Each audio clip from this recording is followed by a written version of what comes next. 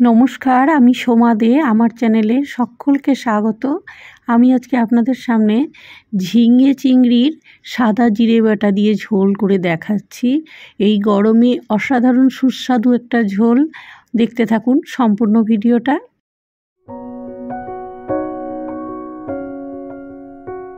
এখানে কিছুটা একদম ফ্রেশ টাটকা চিংড়ি মাছ নিয়েছি।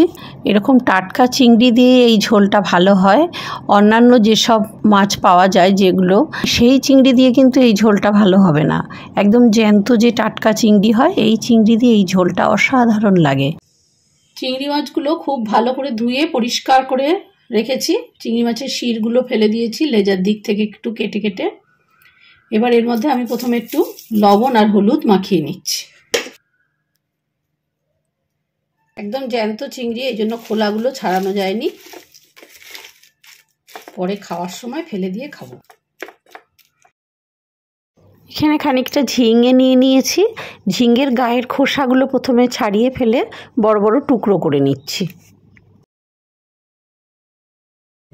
ঝিঙেগুলোকে এইরকম বড় বড় সাইজ করে প্রথমে কেটে ধুয়ে তারপরে টুকরো করে নিয়েছি। আর এখানে কিছুটা আলু কেটে নিয়েছি ঝিঙের ঝোলটায় দেওয়ার জন্য। ওভেনের ওপর কড়াই বসিয়ে সর্ষের তেল গরম দিলাম। তেলটা ভালো মতো তেতে গেলে মাছগুলো এক এক করে ভেজে নিচ্ছি। চিংড়ি মাছগুলো ভাজা হয়ে গেছে, তুলে নিচ্ছি। চিংড়ি মাছ খুব হালকা ভাজতে হয়, বাদ বাকি চিংড়িগুলো একইভাবে ভেজে নেব। এবার আমি এই চিংড়ি মাছ ভাজার তেলের মধ্যে ঝিঙেগুলো খুব হালকা করে ভেজে নিচ্ছি। কোনো নুন দেওয়া যাবে না এর মধ্যে, কারণ ঝিঙেতে লবণ দিলে কিন্তু আগে থেকে ঝিঙে থেকে জল বেরিয়ে খুব বাজে ব্যাপার হয়ে যায়। এই জন্য ঝিঙে রান্নার সময় কখনো আগে লবণ দিতে নেই।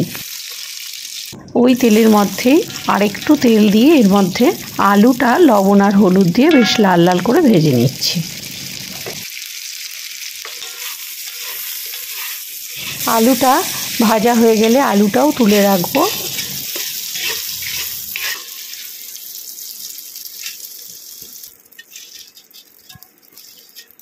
এখানে বড় সাইজের একটা পেঁয়াজ কুচানো রয়েছে, আর এখানে জিরে, ধনে, আদা আর লঙ্কা একসাথে করে বাটা। ঝিঙে ভাজা তেলটার মধ্যে সাদা জিরে আর কটা কাঁচা লঙ্কা ফোড়নে দিলাম। ফোড়নটা ভালো মতো ভেজে নিয়ে তার মধ্যে যে পেঁয়াজ কুচানোটা ছিল সেটা দিয়ে ভেজে নিচ্ছি। পেঁয়াজগুলো ভালো মতো ভাজা হয়ে গেছে। এবার এর মধ্যে এই বাটা মশলাটা দিয়ে দিলাম। এখানে 1 চামচ জিরে, 1 চামচ ধনে, 1.5 কোয়া মাপের আদা আর 4টে কাঁচা লঙ্কা একসাথে করে বাটা আছে। অল্প একটুখানি জল দিয়ে মশলাটা কষিয়ে নিচ্ছি।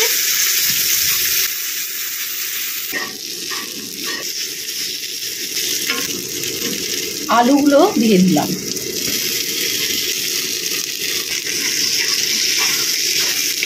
ঝিঙে ভাজাটা যেখানে তুলে রেখেছি তার নিচে অনেকটা ঝিঙের তেল বেরিয়েছিল, সেই তেলটাও দিয়ে দিলাম এর মধ্যে।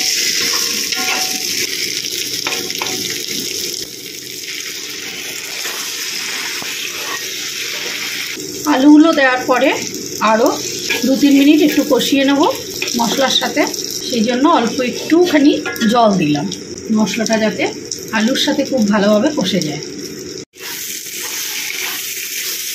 মশলার সাথে আলুটা ভালোভাবে 2-3 মিনিট ধরে কষানো হয়ে গেছে।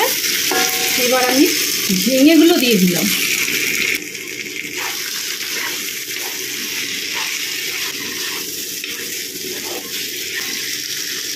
চিংড়ি মাছগুলোও দিয়ে দিচ্ছি।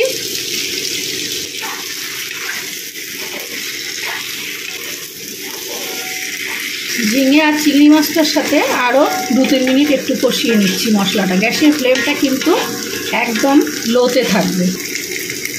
যেহেতু এটা সবজির ঝোল, সেই জন্য খুব অল্প পরিমাণে একটু চিনি দিলাম। ভালো মতো সম্পূর্ণটা কষানো হয়ে গেছে। এবার আমি জল দিয়ে দিচ্ছি।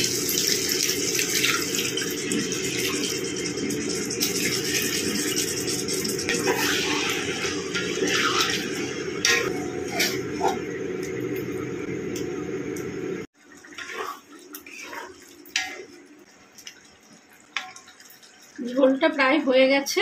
এবার আমি এর মধ্যে একটু ধনেপাতা ছড়িয়ে দিলাম। রান্নাটা হয়ে গেছে, এবার আমি ওভেনের ফ্লেমটা অফ করে দিচ্ছি। 5 মিনিট স্ট্যান্ডিং টাইম হিসেবে রেখে তারপরে এই ঝিঙে চিংড়ির ঝোলটা গরম গরম ভাতের সাথে পরিবেশন করব। অসাধারণ লাগে।